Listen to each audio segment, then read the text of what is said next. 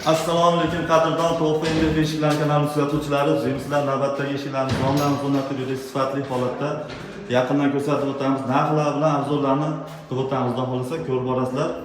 Xo'p, eshigimiz 4 eshik o'rnatdik, 4 ta rom o'rnatdik. Jami bo'lib to'rsida kraskalar sepilgan, original kraskalar ko'rishlari mumkin. Krashin eshik degani o'zi sepilgan bo'ladi. Hamma tomonlari bir xil chiqadi.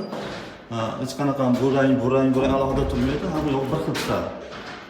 Pesparok bo'ldi. Original zamoylarda rezinkalar bilan orqa tomonga ashkalarni qildik.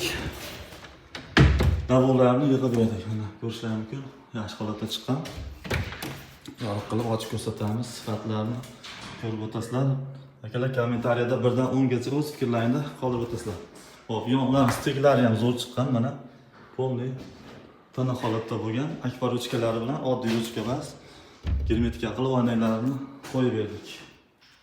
Xo'p, tomonlarni ko'rsatib o'tamiz akalar.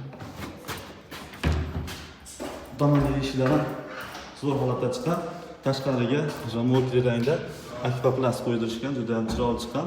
Akalar bu bir-biriga mos tushishi shart emas. Ilgari eski zamonlarda hamma yoq bir xil qoramiz yo'q. Naborot, buni boshqa bir-biriga fastiyut bo'lib, mana oq rang aboy tanlamaydi, ko'rishlari mumkin. Xohlagan aboyni qilsa chiroyli chiqaveradi. Oq rangda eshik romlarni boshqa gapirsalar yurtma qilishlaringiz tavsiya qilib qolamiz. Xudo xolasa ulardan manalari bilan xizmat bo'lgan. Bu arzon romlarga solishtirmaysizlar, bu original rom. Chaspeklari bilan. Chaspeklari 200 ming so'm turadi. Zavodskiy bir oltlik hamlanishlik.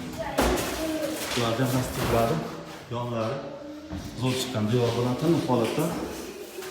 Akalar kimga shunaqa sifatli original krashinli eshiklar, romlar zal bo'lsa bemalol aloqaga chiqishlari mumkin. Vodiy Toshkent bo'ylab dastavka stolovkalarimiz bor, To'rttadan boshlab vakolatlarga dastavkalarimiz bor. Yaqinda Qashqadaryo, Samarqandga xudo xolasa dastavkalarimiz bor. Ularning videolarini joylab boramiz.